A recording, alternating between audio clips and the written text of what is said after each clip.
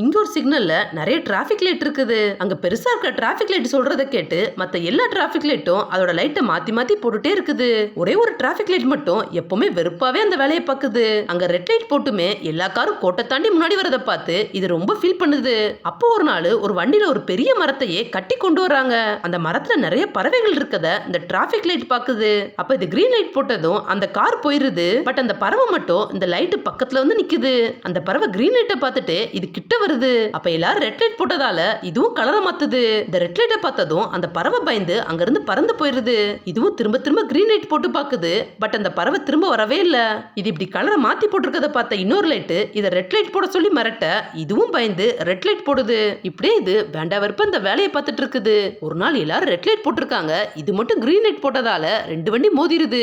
இதை பார்த்த அந்த பெரிய லைட் இதை ரெட் லைட் போட சொல்லி மிரட்டுது. பட் இதுவோ போட மாட்டேன்னு திரும்பிக்குது. உடனே அது அந்த கம்பியில ஜம்ப் பண்ணி இதை இடிச்சு ரெட் லைட் போட வச்சிருது. இதுவும் சோகமா அது சொன்னபடியே செய்யுது. அங்க இருக்கிற மத்த லைட்டுக்குமே இதே போல கிரீன் லைட் போட தான் ஆசை. பட் அந்த பெரிய லைட்டோட பேச்சை கேட்டுட்டு தான் இவங்களும் அது சொன்னபடி செய்யறாங்க.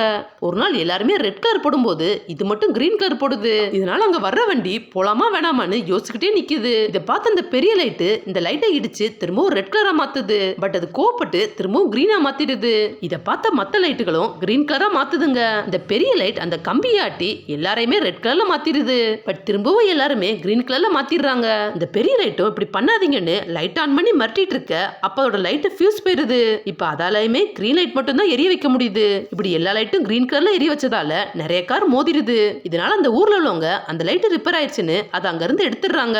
அதை மரங்களா இருக்கிற இடத்துல போய் வச்சிடுறாங்க. இதுவும் மரம் மாதிரியே கிரீன் கலர்ல லைட் போட்டுட்டு ஹாப்பியா நிக்குது. அங்க நிறைய பறவைகள் அந்த லைட்டு கிட்ட வந்து ஹாப்பியா அது கூட விளையாடுறாங்க.